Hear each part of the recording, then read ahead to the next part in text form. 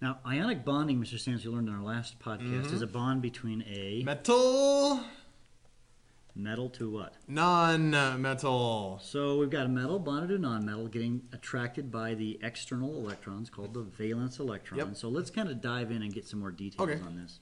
All right. The key thing, and we talked about this briefly in the last podcast, is there's a transfer of electrons. Yeah. They want to fulfill the octet rule. So here I have an element. We've got some internal electrons. I'll make them X's or something like that, or whatever. But this guy has got 2 valence electrons right here. This character over here has got 6. So they all want to achieve 8.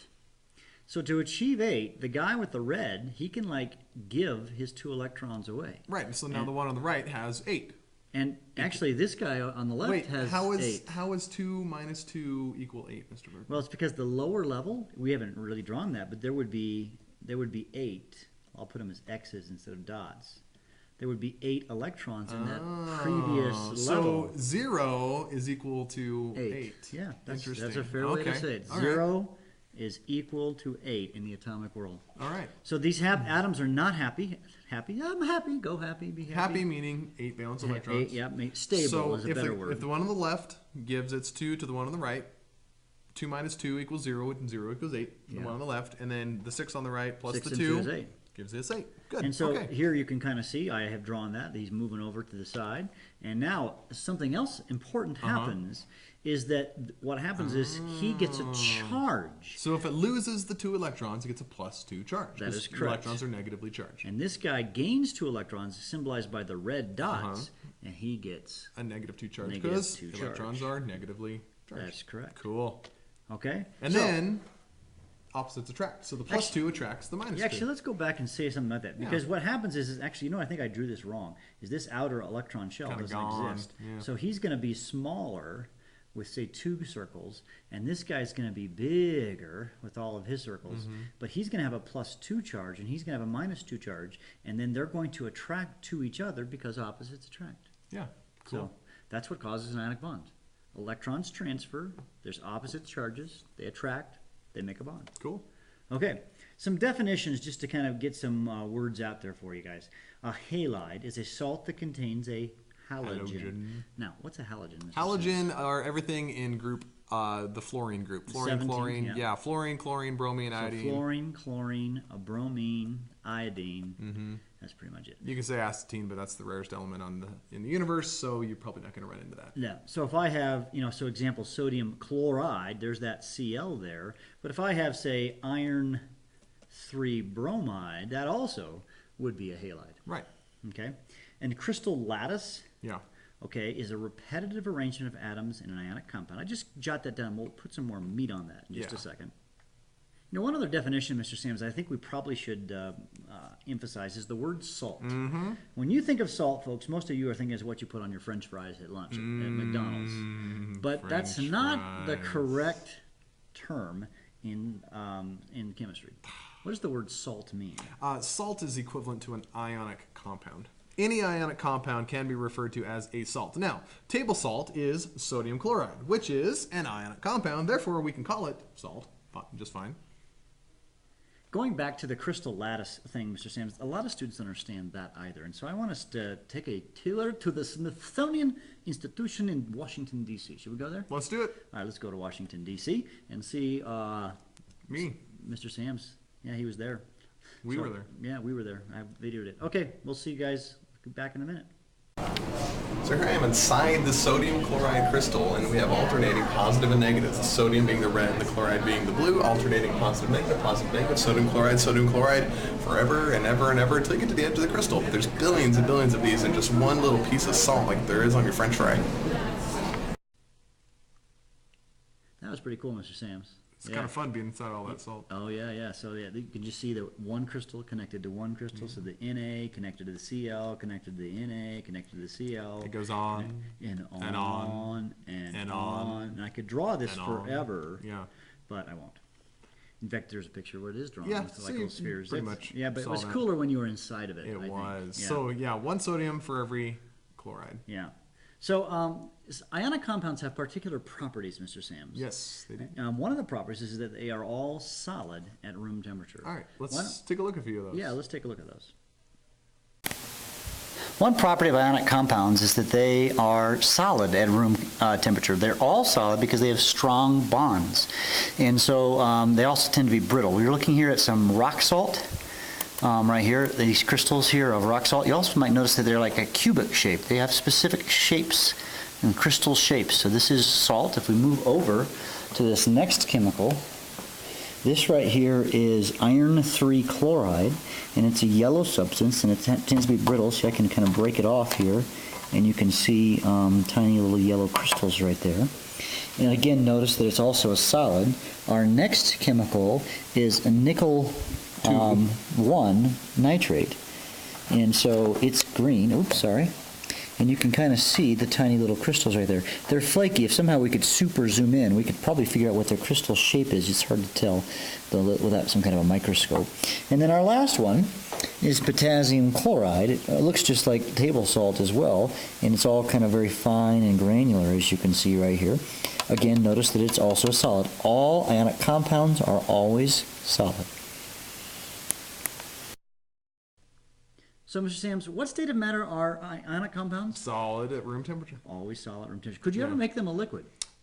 You could make them a liquid. You'd have to heat them up really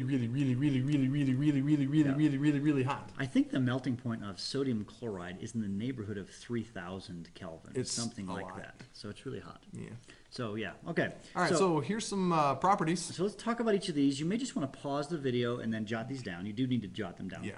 But we already kind of talked about that. They have high melting point. That means they're solids. Right, and that's because there's a very strong attraction between the positive and negative ions. Remember that when we had, let's say we had the calcium, I think that was calcium, we didn't honestly say it, and we say you got the O negative 2. That negative attraction for the positive is a very strong bond. Mm-hmm.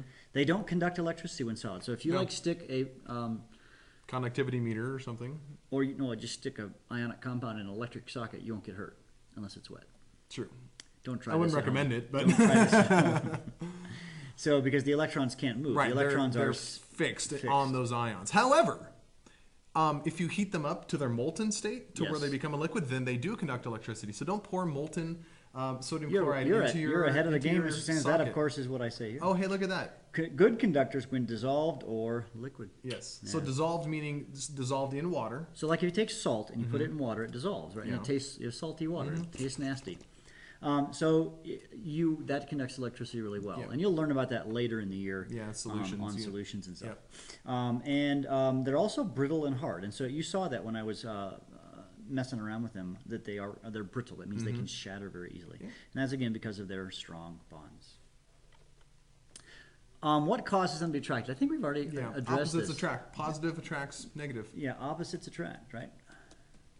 That's the key thing to understand here. Opposites attract. Opposite charged.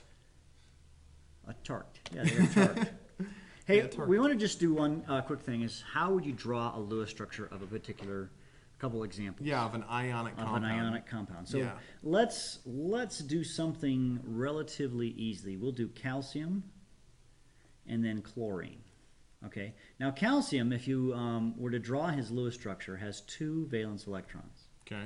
Now, chlorine, now I'm looking at the periodic table. How many valence electrons would that have? 7 valence So use electrons. that chart that we did in a previous podcast. So he's got 7. That's now, 6. And I've got 6, thank you. So is anybody happy? No. They want 8. So the calcium, he can give away 1. Right. And he's made the chlorine happy. The chlorine is happy, but calcium still has the extra one.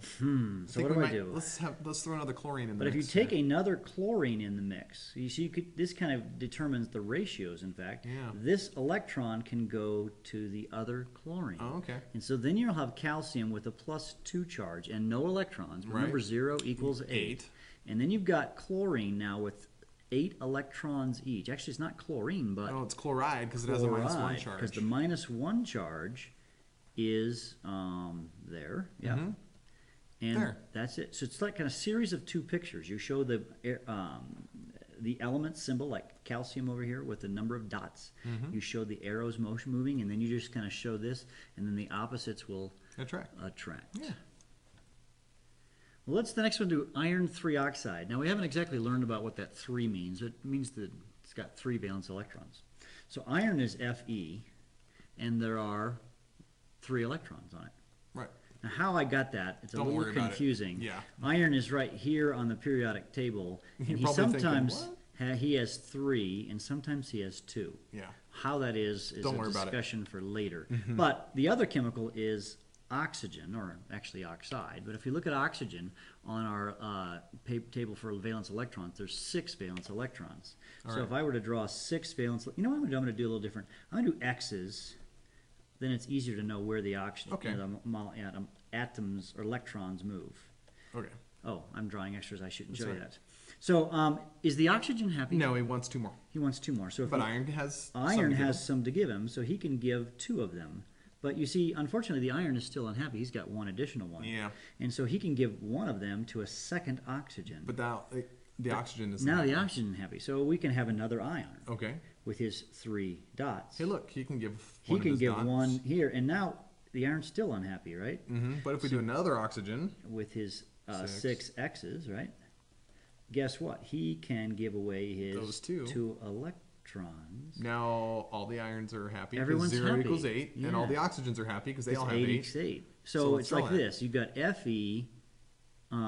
Each of plus them lost 3 electrons, so plus 3. Yep. And then each oxygen has 8 electrons. I'll put 6 as X's and 2 as dots. That to came from the indicate iron. They came from the iron, Right. right? An electron's an electron. So this is just for our sort of accounting purposes that I'm drawing them this way.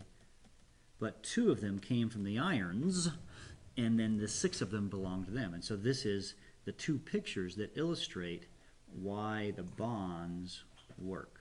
All right. All right, that's I it think for that's this it, podcast. yeah. Not much there. You'll be doing some examples like this in your homework.